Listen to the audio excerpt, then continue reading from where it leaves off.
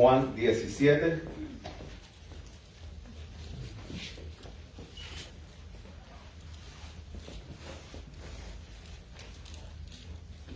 Y les confieso, hermanos, que sí hay un cierto nivel de intimidación cuando siempre se predica la palabra de Dios. Uno está predicando la palabra de Dios. Y uno debe asegurarse de que sea el consejo de Dios el que sea predicado y no el consejo de uno. Pero cuando llegamos a Juan 17, el nivel de intimidación aumenta de manera exponencial. Porque Juan 17 es conocido como el lugar santísimo de las Escrituras. Decía un predicador que si estuviéramos en el Antiguo Testamento, yo tendría que decirles a ustedes, quítense el calzado de sus pies. Porque estamos por entrar en el lugar santo.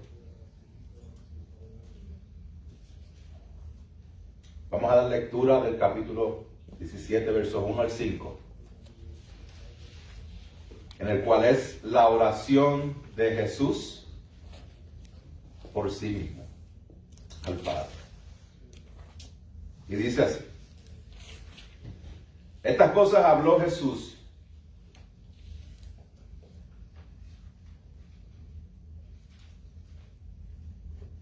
y alzando los ojos al cielo dijo: Padre, la hora ha llegado. Glorifica a tu Hijo, para que el Hijo te glorifique a ti. Por cuanto le diste autoridad sobre todo ser humano, para que dé vida eterna a todos los que tú le has dado. Y esta es la vida eterna, que te conozcan a ti, el único Dios verdadero, y a Jesucristo, a quien has enviado. Yo te glorifiqué en la tierra, habiendo terminado la obra que me diste que hiciera, y ahora glorifícame tú, Padre, junto a ti, con la gloria que tenía contigo antes que el mundo existiera. Amén. Gloria a Dios por su palabra. Creo que le pedí a Dios que me permita exponer palabras. Le voy a pedir ahora que me permita hablar. Gloria al Señor. ¿Alguna vez usted ha estado en una conversación de personas que están hablando algo demasiado por encima del entendimiento que usted pueda tener? Muchas veces tratamos de poner una cara como si entendiéramos lo que estamos escuchando y asentamos con la cabeza, rogando para que no nos pregunten nuestra opinión al respecto. Porque si nos preguntan la opinión al respecto, vamos a tener que mentir, porque no tenemos ni idea de qué están hablando. Estas últimas semanas he tenido la bendición de poder hacerme varios exámenes físicos, con el dentista, con el doctor general, con el oculista.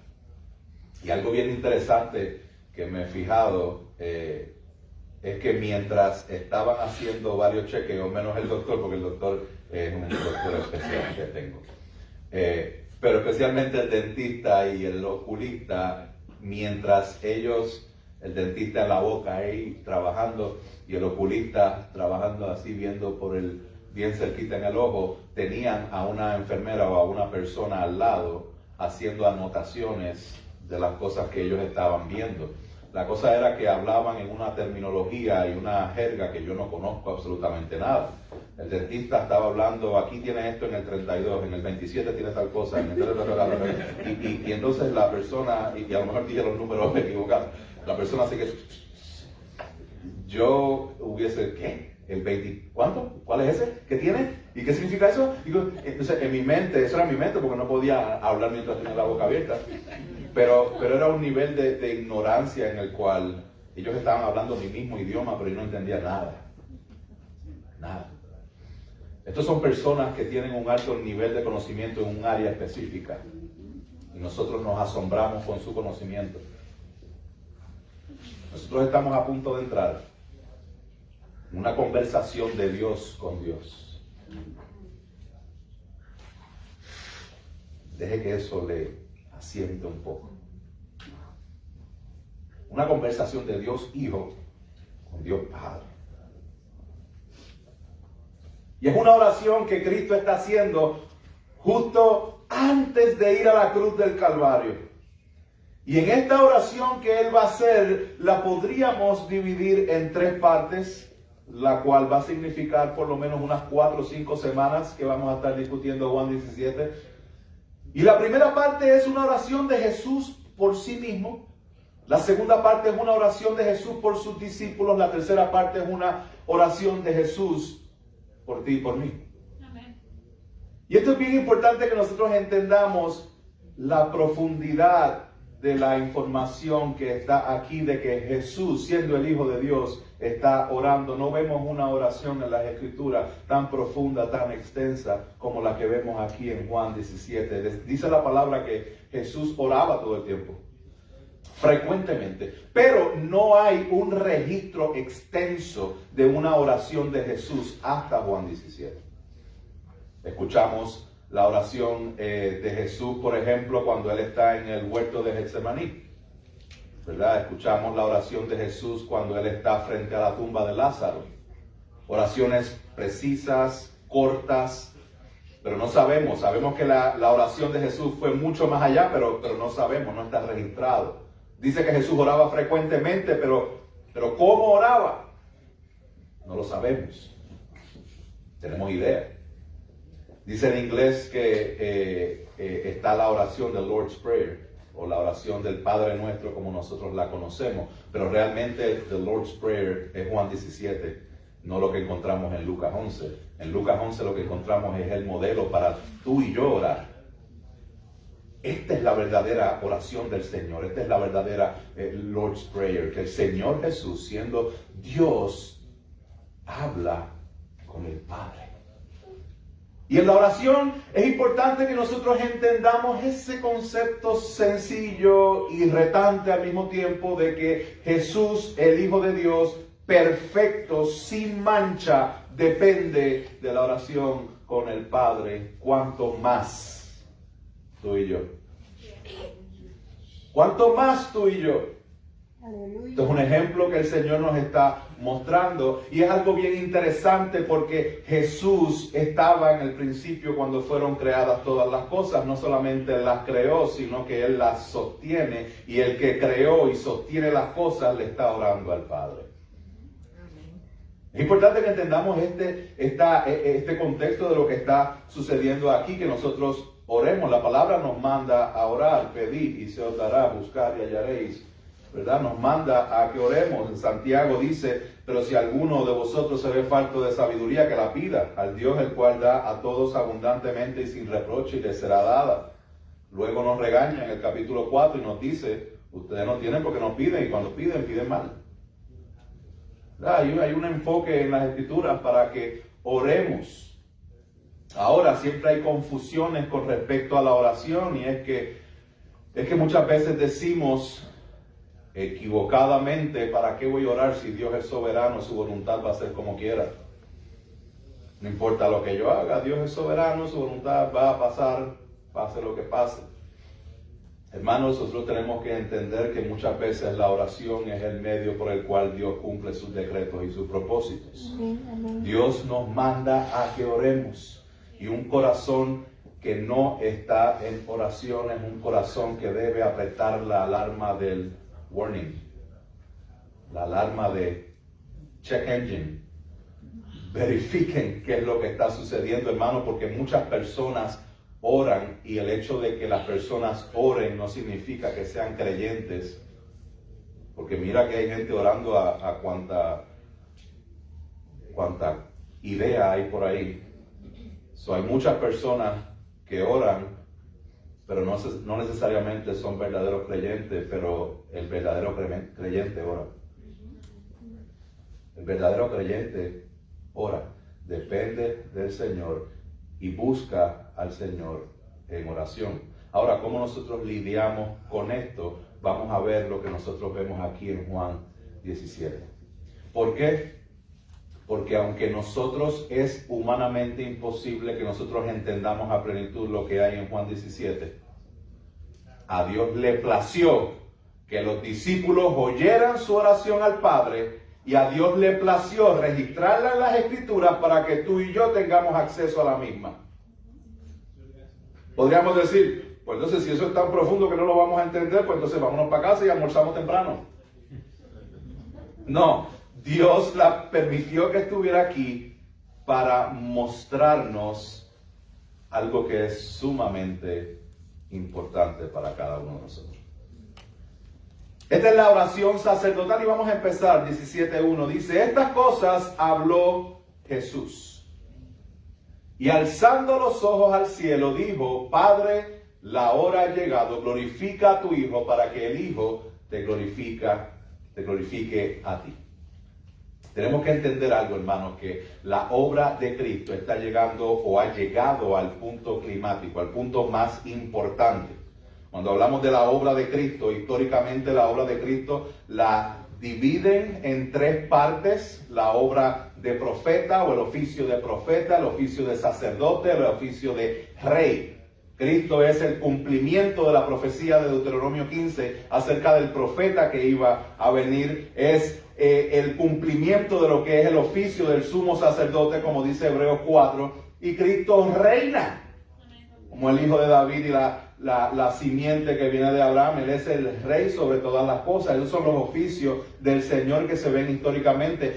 También podemos describirlo como de manera más específica en lo que Jesús hace, que es revelar al Padre. Eso es lo que hacía el profeta. El profeta hablaba de parte de Dios a la gente. Entonces el sacerdote representaba a la gente delante de Dios. Y entonces el rey es el que está en toda autoridad sobre todas las cosas. Vemos que Jesús es el que revela al Padre. Jesús es el que redime o rescata a los suyos, y vemos que Jesús es el que reina. Y esta oración le llaman la oración sacerdotal. En su oficio de sumo sacerdote vemos como Jesús intercede por nosotros, intercede por los suyos, intercede por sí mismo. Ahora, no solamente es la oración sacerdotal, sino que incluye muchas más áreas que vamos a estar viendo. Ahora dice: estas cosas habló Jesús. ¿Cuáles son estas cosas? Las que acabamos de presentar en las últimas semanas en su discurso de despedida, que se encuentra desde Juan 13 hasta Juan 16. ¿Se acuerdan que estaban en el aposento alto? Después lavó los pies a los discípulos, tuvieron la última cena, se fue a traicionar, Judas se fue a traicionarle, Pedro le es anunciado que iba a negar. Todas estas cosas, se anuncia el Espíritu Santo, se anuncia la persecución, se anuncia que les iban a odiar, se anuncian todas estas cosas, que Jesús está en control de todo. Aunque en el mundo tendréis aflicción, confiad, yo he vencido al mundo. Esto es lo que nosotros vemos aquí en este discurso de despedida que habló Jesús. Estas cosas habló Jesús y dice: y alzando los ojos al cielo, dijo. Alzando los ojos al cielo. No se confunda, hermanos, cuando la gente habla de que hay que orar con posturas específicas. Porque hay personas que dicen: no, para orar hay que orar de esta forma, y si no oras de esta forma, tenga cuidado, porque aquí Jesús levanta los ojos al cielo, y era una forma tradicional de los judíos orar. En el Salmo 123:1 dice que él levanta los ojos al cielo. Era una forma más típica de orar. Usted levante los ojos al cielo. Si usted quiere cerrar los ojos, ciérrelos. Siempre y cuando no esté manejando, no hay problema. Pero es importante que usted no ponga el énfasis en la forma, sino que ponga el énfasis en orar. Amén. Obviamente, si usted se va a poner tan y tan cómodo para orar que su oración dura 30 segundos porque se queda dormido, pues entonces haga los ajustes para que entonces se ponga en una posición donde usted demuestre el respeto y la soberanía de Dios. Usted la ponga, se postre, ¿ves? Ahí es que está el enfoque, que uno se enfoque en orar, no tanto en la forma en que usted vaya a estar postrado. Ahora, dice: Padre, la hora ha llegado. Qué importante es que nosotros entendamos esto, porque Jesús en la cruz no significa que Dios por un momento perdió el control de lo que estaba sucediendo. Aquí vemos a un Dios soberano, a un Dios poderoso diciendo: yo voy a la cruz y llegó el momento. Yo voy a entregarme en sacrificio para salvar. Este es el momento. ¿Se acuerdan cuando su mamá María va a donde él y le dice: mira, se acabó el vino? ¿Cuál es la respuesta de Jesús? En el capítulo 2 de Juan. ¿Qué tienes conmigo, mujer? ¿Qué tienes conmigo, mujer? ¿Por qué? Todavía no ha llegado la hora. Y esa frase de todavía no ha llegado la hora se repite en varias ocasiones en los evangelios, anunciando de que en ciertas ocasiones querían matar a Jesús, pero Jesús se iba entre medio de ellos porque todavía no había llegado la hora. Más sin embargo, cuando llega la hora, Jesús está completamente claro de que el momento llegó. Y esto nos debe dar un descanso a ti, amigo. De que hay momentos en que llegan a tu vida en que nosotros pensamos, porque sí, nos viene a la mente, pensamos que Dios como que se le escapó. Como que Dios, ¿por qué permitiste esto que sucediera? ¿Por qué me permite estas cosas? ¿Por qué? Y Dios contesta: porque te ha llegado la hora de pasar por ahí. Porque ha llegado la hora de trabajarte en una forma en la cual no podría trabajar contigo si todo te va color de rosa. Hay momentos en que la vida y Dios permite que las cosas sucedan porque ha llegado la hora de Dios trabajar en áreas que a lo mejor tú no querías que Él trabajase. Pero Él está en control. Él está en control de todas las cosas. En Juan capítulo 12, justo antes de ir al aposento alto, Él dice: ha llegado la hora para que el Hijo del Hombre sea glorificado. Glorificado. Luego en el capítulo 13, cuando Judas se levanta y se va, dice: ahora es glorificado el Hijo del Hombre y Dios es glorificado en él. Si Dios es glorificado en él, Dios también le glorificará en sí mismo y le glorificará enseguida. Esta gloria del Señor, porque dice ha llegado la hora, entonces dice: glorifica al Hijo para que el Hijo te glorifique a ti. Recuerden esto, miren, Jesús está pidiéndole al Padre que le glorifique. ¿Significa que eso es lo que tú vas a estar orando? No, aguántese ahí. Glorifica al Hijo. ¿Qué significa eso de glorifica al Hijo? ¿Qué significa eso de glorifica al Padre? Si usted se da cuenta de lo que dice ahí, glorifica al Hijo, y después nos explica para qué. La glorificación que Jesús está pidiendo del Padre al Hijo es una glorificación para que el Hijo dé gloria al Padre. ¿Cuál es esta gloria? Cuando hablamos de la gloria de Dios, ¿qué significa la gloria de Dios? Cuando hablamos de la gloria de Dios, va a ser ese conjunto de características que tiene Dios, que lo separa sobre todas las cosas. Cuando hablamos de sus atributos, cuando hablamos de su forma, cuando hablamos de su manifestación, estamos hablando de la gloria de Dios. Cuando hablamos de glorificar a Dios, estamos hablando de que sus atributos y de que su forma, su carácter, su persona sea expuesta y manifestada hacia las personas. Esto es lo que Jesús está pidiendo. La glorificación del Hijo la podemos dividir en dos partes específicamente aquí.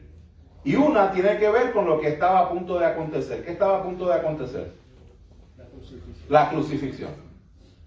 La crucifixión no es una idea que el enemigo tuvo, o que los fariseos tuvo, o que simplemente los romanos se inventaron y eso estaba ahí, pues lo tenían que crucificar. No, es una idea que estaba en el corazón de Dios desde antes de la fundación del mundo. Tenemos que entender que Jesús vino para encarnarse, para vivir de manera perfecta, para entregarse como sacrificio en la cruz del Calvario, para morir, resucitar, ascender y ser entronado por el Padre. Ese es el plan que Dios diseñó para su Hijo. Y en el cumplimiento del plan de Jesús es que el Hijo es glorificado. Jesús le está diciendo al Padre: el plan que tú diseñaste desde el principio, llévalo a cabo. Jesús está diciendo al Padre: que se haga tu voluntad. Porque haciendo tu voluntad es que yo voy a poder manifestar tu gloria. Y glorificándote tú a mí, glorificándome tú a mí, es que yo puedo glorificarte a ti. Esto es lo que el Señor está diciendo. Por eso dice, glorifícame tú, Padre, con la gloria que tenía contigo antes que el mundo existiera. Ese es el verso 5.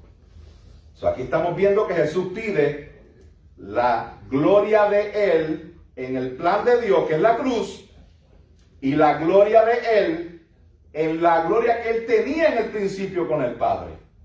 ¿Lo ven? Si lo ven en el verso 5, o acá, si lo ven en el verso 5, nos dice esa gloria que tenía contigo desde antes que el mundo existiera. Pero ¿cómo Él iba a llegar a esa gloria? Por medio del sufrimiento y la cruz. Por medio de la obediencia es que Él iba a glorificar al Padre. D.A. Carson dice de la siguiente manera: la revelación suprema de la gloria del Padre por medio de Jesucristo es su vida, muerte, resurrección y exaltación. Por ahí tenía que pasar el Señor Jesús. Mientras nosotros vemos cómo Jesús pide al Padre que le glorifique, es importante que veamos los motivos. Y el motivo del Señor Jesús es la gloria del Padre. Vamos al verso 2, dice: por cuanto, importante, no sé si está la próxima, ok. El verso 1 dice, glorifica a tu Hijo, esto es lo que Jesús está pidiendo, glorifica a tu Hijo para que el Hijo te glorifique a ti. Por cuanto, aquí vemos la conexión, le diste autoridad sobre todo ser humano para que dé vida eterna a todos los que tú le has dado. Vimos que Jesús está pidiendo que lo glorifique a Él para glorificar al Padre. Vimos que la glorificación de Jesús es por medio de la cruz y por medio de volver al lugar donde Él estaba. Y ahora vemos algo interesante. Dice, le diste autoridad sobre todo ser humano para. Esa palabra, le diste, es la palabra didomi, es la palabra de dar en el griego, y es utilizada 16 veces en este capítulo. Yo quiero que le prestemos atención porque aquí vamos a ver que la obra redentora del Señor es de Él. Jesús está pidiéndole al Padre que le permita pasar por el plan que Él mismo diseñó para darle gloria, y aquí vemos por qué. Porque Él le ha dado autoridad sobre todo ser humano. ¿Qué es lo que sucede cuando Cristo va a la cruz? ¿Qué es lo que sucede cuando Cristo hace la voluntad del Padre? Cuando Cristo muere, resucita y es exaltado. Lo que sucede es lo siguiente. Lo que sucede es que el sacrificio del Señor Jesús es aceptado por el Padre.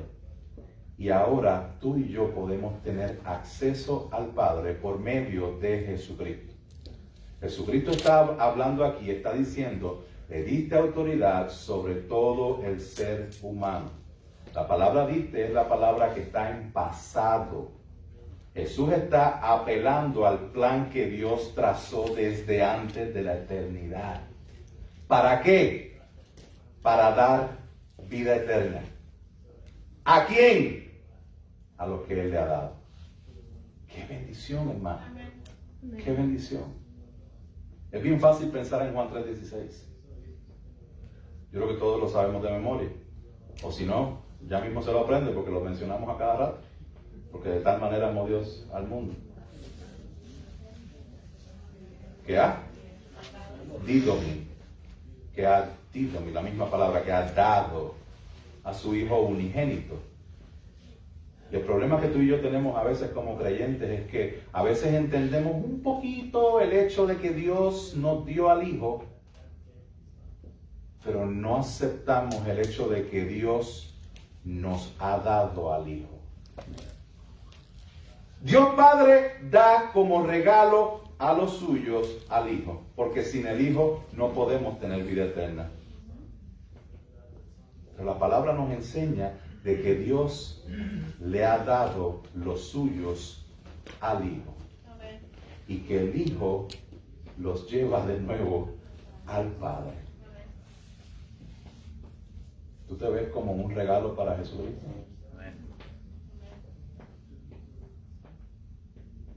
como un regalo para Jesucristo. No quiero que te veas como un regalo para Jesucristo hasta que Jesucristo no sea un regalo para ti. Así es. Amén.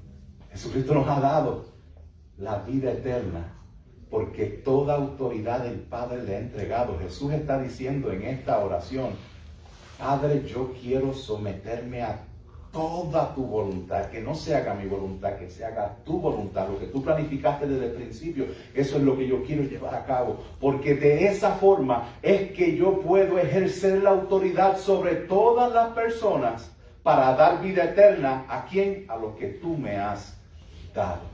Esto es importante entenderlo, hermanos, porque la palabra no nos enseña que todo el mundo se va para el cielo. La palabra no enseña que todo el mundo va al cielo. Por algo hay un infierno. Por algo muchos son, muchos son llamados, pero pocos son escogidos. Tenemos que entender esto, hermanos, que Dios salva a los que Él le da al Hijo. Y esto es algo que nosotros vamos a indagar un poquito más la semana que viene, porque es algo repetitivo. Lo vamos a ver en el verso 9, lo vamos a ver en el verso 24, lo hemos visto en el capítulo 10, lo hemos visto en el capítulo 6, lo hemos visto a través de todas las escrituras. Y es importante que entendamos, hermanos, el rol que nosotros jugamos dentro de todo esto, para que nosotros nos salgamos, nos quitemos del medio y pongamos todo el enfoque en la gloria de Dios. Porque cuando tú entiendes que tú no has hecho nada para ganarte el favor de Dios, lo único que te sobra decir es: gloria a Dios, porque yo no merecía esto. Pero cuando vas más profundo y logras entender que el Señor te ha dado a ti como regalo al Hijo también, ahí vas de rodillas a decir gloria a Dios, porque no hay forma en que tú puedas echártelas por eso, que tú puedas ser arrogante por lo que Dios te ha dado. Si no es por lo que tú puedas hacer, es por lo que Cristo completó en la cruz del Calvario. Y aquí Él está orando para llevar a cabo el plan que Dios había diseñado, no desde antes que tú nacieras, desde antes de la creación del mundo. Aleluya. Gloria a Dios por eso. Gloria a Dios por eso. Vuelvo y les pregunto, hermanos, ¿es Cristo el regalo de Dios para nosotros? ¿O somos nosotros el regalo de Dios para Cristo? Y acuérdense que la respuesta es sí. Las dos cosas. Y yo les doy vida y jamás perecerán, y nadie las arrebatará de mi mano. Mi Padre que me las dio es mayor que todos y nadie las puede arrebatar de mi mano. En resumen de estos dos versos, hermanos, la gloria del Hijo es el cumplimiento de su encarnación, vida, muerte, resurrección, ascensión y exaltación. ¿Para qué? Para la gloria del Padre. Y la autoridad otorgada por el Padre al Hijo tiene como propósito dar vida eterna a todos los que Él le ha dado. Vamos al verso 3. Dice: y esta es la vida eterna. ¿Cuál es el plan del Señor? Volvemos, que se glorifique por Él pasar por medio de la cruz. ¿Para qué? Para dar vida eterna. ¿A quién? A los que el Padre le dio. Entonces, ¿cuál es la vida eterna? Esta es la vida eterna: que te conozcan a ti, el único Dios verdadero, y a Jesucristo, a quien has enviado. La vida eterna es un regalo de Dios por medio de Cristo. Significa vida de Dios, vida en la nueva era de Dios, vida resucitada. Cuando hablamos de vida eterna, no necesariamente estamos hablando de que nuestra alma va a perdurar una eternidad, porque el alma va a perdurar por una eternidad en Cristo o sin Cristo.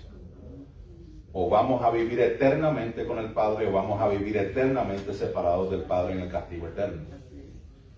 Hay eternidad como quiera. Ahora, punto bien importante, es que la eternidad que el Hijo vino a dar a los que el Padre le da es una vida eterna en plena comunión con Dios. Dice: doy vida eterna. ¿Cómo usted puede saber que tiene vida eterna en Dios, arrepiéntase y crea en Jesucristo. Amén. Entienda que usted no puede salvarse por sí mismo, que usted es pecador, que usted no puede llegar al Padre por sí mismo. Por eso el Padre envió al Hijo a pagar el precio de su salvación. Eliminó la deuda que teníamos con Dios. Éramos rebeldes, muertos en nuestros delitos y pecados, pero a Dios le ha placido el entregarnos a Cristo. Aleluya. Eso es importante que entendamos, hermanos, lo que Cristo está diciendo en este momento, y esta es la vida eterna, que te conozcan a ti, el único Dios verdadero, y a Jesucristo a quien has enviado. Significa que no hay muchos dioses. Significa que hay uno verdadero. Significa que tú no puedes ir a Mahoma, ni a Buda, ni a fulano, ni a Mengano y decir que todos los caminos te llevan al mismo sitio. El Señor Jesús quiere estar claro, y el apóstol Juan aquí en este preciso momento, que estemos claros de que el camino a Dios, a ese Dios verdadero, solamente se llega por la persona y obra de Jesucristo. Amén. Lo cual Jesucristo está orando por eso. Hay un solo Dios y hay un solo Mesías. Hay un solo Dios y hay un solo mediador. Queremos llegar a Cristo es únicamente por queremos llegar a Dios es únicamente por la persona de Cristo. Ahora, la vida eterna es que conozcan al Dios verdadero y a Jesús. Pero ¿qué significa eso de conocer? ¿Qué significa eso de que conozcan? Porque hay muchas personas que piensan que tienen vida eterna porque saben 2 o 3 statements o facts o hechos acerca de Dios. Y yo quiero que nosotros nos evaluemos a nosotros mismos, que nosotros entendamos lo que Jesús está diciendo en este lugar. La vida eterna es que conozcas a Dios. Podemos ir a los dos extremos ahora. Podemos ir a la cabeza llena de ideas de Dios. Yo sé mucho de Dios. Y yo sé tanto de Dios que yo puedo decirte a ti dónde están todas las cosas en la Biblia, dice tal, y me sé la Biblia memorizada desde Génesis hasta Apocalipsis. Y por el otro lado, en el otro extremo, vamos a tener la persona: ay, yo no conozco a Dios porque es que yo no me sé los versos, es que yo no pude leer, es que yo no pude hacer esto, yo no pude, y yo. Quiero dejarles saber, hermanos, que tanto uno como el otro están completamente alejados de la realidad de lo que es conocer a Dios. Porque conocer a Dios no depende de tu conocimiento, y conocer a Dios no depende de tu falta de conocimiento. ¿De qué estamos hablando con conocer a Dios? Los reformadores y los puritanos les encantaba predicar de Juan 17:3. ¿Por qué? Porque hablaba de conocer a Dios, no tanto del conocimiento, sino también de la experiencia. Y tenemos que entender que cuando nosotros tenemos el conocimiento de Dios, nosotros vamos a poder aplicar ese conocimiento en nuestras vidas. Claro, esto es una obra del Señor, que Él cambia y transforma nuestro corazón, nos da el Espíritu Santo para que nosotros podamos poner en práctica estas cosas. Pero nosotros que estamos en Cristo, no quiero que nos dormamos en las pajas. No sé si se entiende el término. Que nos despistemos. ¿Ok? Y que pongamos esperanza en que, sí, ya yo estoy bien porque yo voy a la iglesia. O yo estoy bien porque sé algo del Señor. No. Cuando hablamos de conocer a Dios, estamos hablando, hermanos, que es un océano interminable de profundidad en el cual nosotros vamos a poder nadar en él por siempre y nunca se va a agotar. El hecho de que hayan ciertas actitudes en nosotros que ya yo sé esas cosas, yo no necesito aprender. El momento que usted deja de ser discípulo es el momento que usted deja de aprender. Nosotros somos llamados a ser discípulos de Cristo, seguidores de Cristo. No somos llamados a ocupar el lugar de Cristo. Somos llamados a seguir aprendiendo, a mantener una postura humilde en cuanto a los hermanos, en cuanto a Dios, en cuanto a nuestra vida diaria, en todas las áreas. Conocer a Dios es saber de Dios, pero experimentar a Dios. Y si vemos a Jesús siendo Dios orando en intimidad con el Padre, Esto es un llamado del Señor hacia nosotros para que nosotros entendamos que el Señor nos llama a intimidad con Él. No existe tal cosa como yo soy cristiano, soy salvo y voy a la eternidad con Dios, pero sí, yo no leo la Biblia. Yo no oro. La iglesia, si acaso online. Es mejor online porque estoy más cómodo, puedo estar en pijama en la casa. Hermanos, estas son cosas esenciales en las cuales nosotros podemos conocer a Dios y desarrollar nuestro crecimiento, desarrollar nuestra intimidad con Dios. Si nosotros cerramos las puertas en nuestra vida a lo que Dios ha provisto para crecer en Cristo, no vamos a crecer en Cristo. Si usted permanece en ese lugar por mucho tiempo y usted está cómodo, sonamos ahí sí que sonamos las alarmas de que evalúese delante de la palabra del Señor y venga al Señor en arrepentimiento y fe, porque no es posible ser salvo y vivir una vida cristiana sin Cristo, sin que te estés gozando de Cristo, sin que estés buscando aprender más de Cristo, sin que estés buscando estar en cercanía con Cristo. Cristo no es el genio de la lámpara, donde va a satisfacer todos tus deseos y a arreglar todos los problemas que tú tengas. No, lo que Cristo ha completado en la cruz del Calvario nos permite tener una relación íntima con Dios. Yo quiero estar ahí. Amén. Aleluya. Yo sé que esto no es un buen ejemplo, pero quiero que traten de entenderlo, hermano. Es increíble como la perra de mi casa siempre quiere estar cerca de donde estamos nosotros. Nos movemos para la sala y ahí viene la perra. Y nos vamos a la sala y le decimos, vete para allá. Y ahí va la perra, se quita de nosotros. Nos movemos al cuarto y en el cuarto no la dejamos entrar y se asoma la cabecita, como esperando que le den permiso para poder entrar. Porque quiere estar cerca de su amo. ¿Cómo es posible que nosotros seamos cristianos y no querramos estar cerca de nuestro amo? Que no queramos estar cerca de nuestro Señor en oración. Que no queramos estar cerca con los hermanos que Dios ha puesto alrededor mío estratégicamente para ayudarnos a crecer. Nos necesitamos unos a otros. Estas son las provisiones que Dios ha traído a nuestras vidas para nosotros poder crecer. Amén. No las echemos a un lado. Gloria a Dios.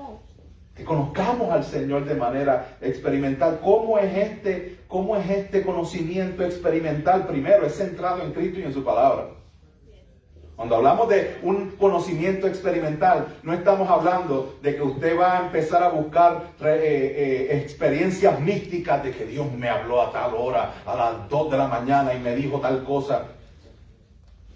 Hermano, si te dijo algo a las 2 de la mañana que no va de acuerdo a la palabra, a lo mejor no es Dios, a lo mejor es una gastritis que estás teniendo. Es importante que entendamos esto porque le damos valor a, ay, sentí esto, eso fue Dios. Llévelo a la palabra, si la palabra lo dice, entonces por ahí es. Eso tiene que ser centrado en Cristo y en su palabra. Hermano, tiene que ser aplicable. Tiene que ser aplicable. Si Dios te dice algo en las Escrituras, no es para que tú decidas si lo llevas a cabo o no. Es para que te rindas a lo que Dios establece. Si tú dices que Dios es Dios, pero entonces tú decides lo que haces de la palabra, entonces tú estás tomando el lugar de Dios y estás por encima de Él, pensando que tienes mejores ideas que Él. ¿Cuál fue el engaño de Satanás en el jardín del Edén? Ciertamente no morirás, no es que vas a morir, es que cuando tú comas de esa manzana vas a ser como Dios. Y efectivamente, las personas tienen su opinión y tienen la palabra de Dios, pero como creen que son dioses, ellos creen que mi idea es mejor que la de Dios. Y escojo a Dios. Lo que el hermano Ali comentaba, ¿por qué es que mentimos? ¿Por qué es que hacemos las cosas a nuestra forma? Porque en cierta forma nos quedan muchas veces esos remanentes de creernos que estamos por encima de Dios, lo cual necesitamos venir al Señor en arrepentimiento y fe. Eso es centrado en Cristo y su palabra, es aplicable. es exclusivo. Es exclusivo y suficiente. Hermanos, no hay vida eterna sin Cristo. Amén. No hay vida eterna sin Cristo. Lo repito una vez más. No hay vida eterna sin Cristo. Amén. El que tiene al Hijo, tiene vida eterna. El que no tiene al Hijo, no tiene la vida eterna. ¿Y permanece dónde? En la ira de Dios. Eso está 2 o 3 versitos más adelante del famoso Juan 3:16. Gloria a Dios por Juan 3:16. Pero siga leyendo. Siga leyendo. Es exclusivo y suficiente. Y por último es realista e idealista. ¿Qué significa eso? Lo explico rápido porque ya se me está acabando el tiempo. Cuando nosotros tenemos un conocimiento experimental, cuando nosotros queremos conocer a Dios y conocer a Cristo, lo vamos a aplicar a la realidad, pero no lo vamos a dejar ahí. Porque idealmente, ni tú ni yo estamos donde deberíamos estar. ¿A esto es que me refiero? ¿Tú realmente pudiste agradar a Dios en todas las áreas de tu vida esta semana? ¿Quién dice yo? ¿No? ¿A la 1? ¿A las 2? ¿A las 3? ¿Nadie? Ok, significa que Dios está trabajando contigo. No es para que te sientas ahí en el piso. Significa que Dios está trabajando contigo. Dios no ha terminado. Si estás respirando es que Dios todavía está trabajando contigo. Amén. Amén. Pero de aquí a 5 años yo no quisiera que ninguno de ustedes esté estancado en el mismo nivel de fe que tiene el día de hoy. Que nosotros estemos creciendo en nuestra fe, creciendo en el conocimiento de Dios. Idealmente, 5 años a partir de hoy debo estar un poco más adelantado que hoy, idealmente, pero la realidad de hoy es lo que está sucediendo. Nosotros vamos a seguir conociendo a Dios en la realidad. Dios sabe dónde tú estás, Dios conoce tu situación, Dios conoce tus pruebas, pero Él quiere seguir avanzando contigo. Es real, pero es idealista. Vamos a seguir, dice el verso 4. Yo te glorifiqué en la tierra habiendo terminado la obra que me diste que hiciera. La forma de glorificar al Padre es obediencia. Así es. Es obediencia. Amén. Jesús dijo en Juan 4:34, mi comida es hacer la voluntad del que me envió y llevar a cabo su obra. ¿Cuál es la obra del Señor? La mencionamos hace un rato. De revelador de Dios, de redentor de los que Dios le ha dado y de rey. Acuérdense de las 3 R: revelador, redentor y rey. Creo que se me fue el...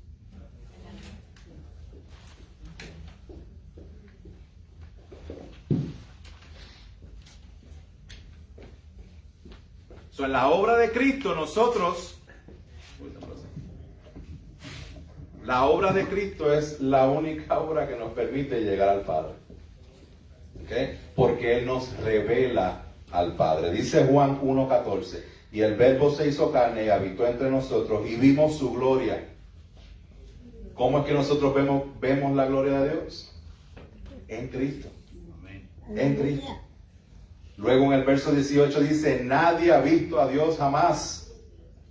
El unigénito Dios que está en el seno del Padre, Él le ha dado a conocer. Cristo da a conocer al Padre. ¿Quieres conocer a Dios? Hay que conocer a Cristo.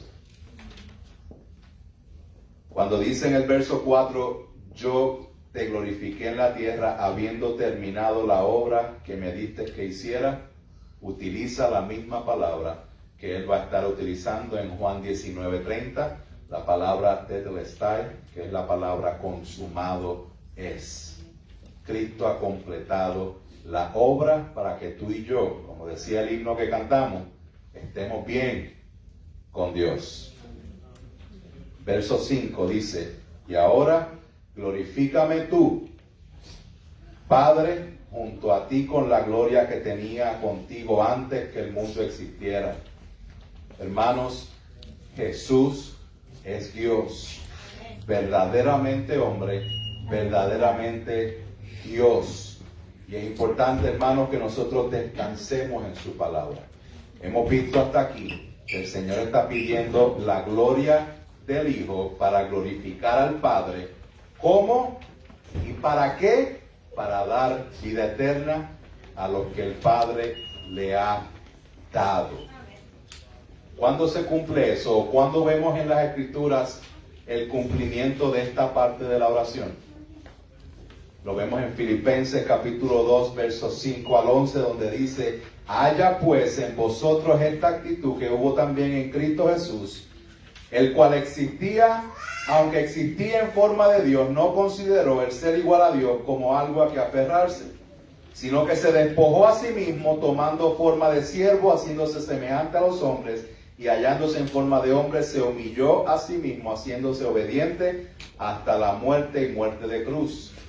Por lo cual Dios también le exaltó hasta lo sumo y le confirió el nombre que es sobre todo nombre, para que en el nombre de Jesús se doble toda rodilla de los que están en los cielos, en el cielo y en la tierra y debajo de la tierra, y toda lengua confiese que Jesucristo es Señor, para la gloria de Dios Padre. Amén.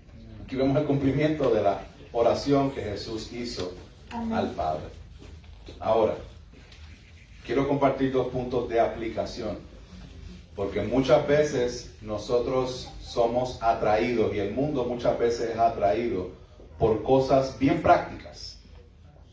Y a lo mejor usted puede estar pensando: hermano pastor, usted ha hablado sobre 40 minutos de la gloria del Hijo y de la gloria del Padre y de lo que el Hijo vino a hacer por el Padre. Él vino a dar vida eterna, y todo eso suena como que algo muy lejano, pero ¿cómo yo puedo aplicar esto a mi vida?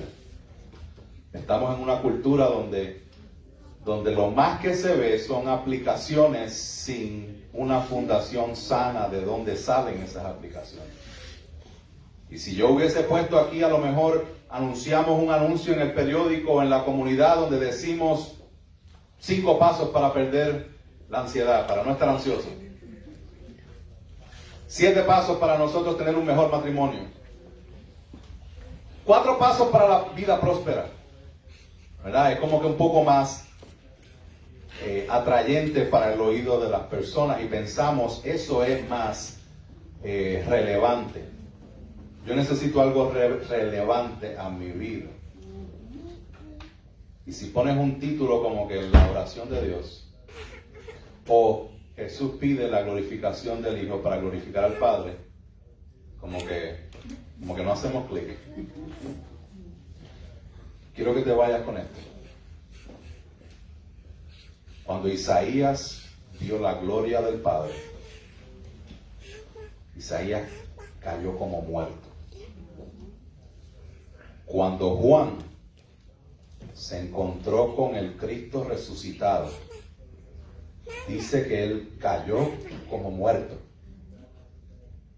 Cuando el pueblo de Israel, que el hermano Salomón leyó hoy en Éxodo 17, iba a estar cerca de Dios, Dios le dijo que no pasen los límites del monte porque van a morir. Y empezaron a ver cómo el fuego de Dios empezó a manifestarse en el monte empezó a humear como si fuera un horno. Empezó las bocinas a escucharse de una forma. Hermano, yo quiero que usted se transporte ahí para ver si la gloria de Dios es relevante o no para su vida. Porque nosotros estamos tan acostumbrados a un estilo de vida egocéntrico, enfocado en mí, individualista, yo. Y cuando nos hablan de la gloria de Dios, eso como que está bien lejos. Pero yo quiero que usted ponga los ojos, hermanos, en lo que Jesús está diciendo aquí, de la gloria del Hijo y de la gloria del Padre, porque el momento en que usted entiende la gloria del Hijo y la gloria del Padre, créame que sus problemas no van a significar nada. Y esto no se trata de minimizar tus problemas, se trata de exaltar la gloria de Dios, porque así de grande es Dios. Pregunta que te hago: el problema que te tiene agobiado hoy, ¿cuál va a ser tu opinión al respecto en 50 años? ¿Cuánto va a importar lo que no te está dejando dormido y cuánto va a importar a lo mejor el año que viene? A lo mejor 5 años, a lo mejor en 10 años. Hermano, el problema grande que tenías hace 5 años, a lo mejor ni te acuerdas el día de hoy. ¿Cuánto más cuando nosotros estamos pendientes a la gloria de Dios? De que Dios usa todo lo que nosotros pasamos para Él ser exaltado. Y que si Dios te permite pasar por donde tú estás pasando, es para que tú puedas demostrar con tus acciones que en ti hay una paz y una esperanza que no proviene del mundo, que viene de Dios y solamente Él la puede dar. Pónganse de pie, hermanos.